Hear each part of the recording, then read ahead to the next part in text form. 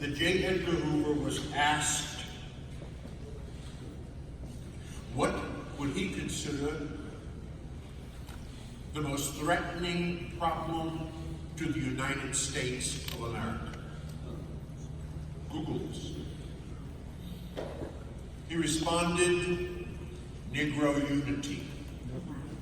End of quote.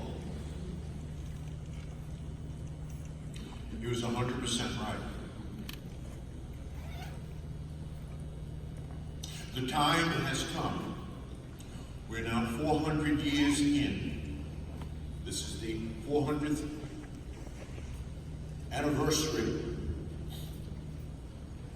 of our place in this great country. We've made it as great as we could make it. It will never be as great as it can be until Africans who are in America maximize their full human potential. That's when America will be great. So the time has come.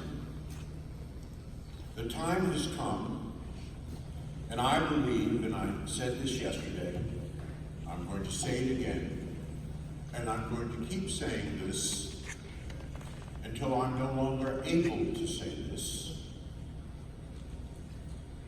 Because the key to learning is simplicity and repetition. As you must say the same things 50 different ways on 50 different days. So this must be repeated wherever we are. Now you can repeat it in your own way. If you'd like a copy of it, we'll give you a copy of it. But it must be repeated. I believe that African Americans are at a pivotal point in history, and the world is not waiting for us to wake up to our power. It is time for African Americans to take a seat at the table, not only in America, but also in the global economy. Unfortunately, we continue to place our power in the hands of those who have historically oppressed us, and even worse, we continue to oppress each other. This is the meaning of internalized oppression. To continue to fall into the cultural hypnosis of thinking that white America controls our lives is a true abdication of our personal power. It was Marcus Garvey who once said, God and nature made first us, what we are, and then, out of our own created genius, we make ourselves what we want to be. Follow always this great law. Let the sky and God be our limit, and eternity be our measure. Marcus Garvey.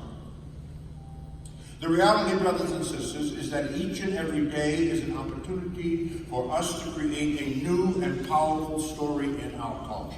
And unless we find a way to write this new story, to claim our power, there will be devastating implications for our community and for the world. In other words, there is no one to save us but us. White people will not be saving black people.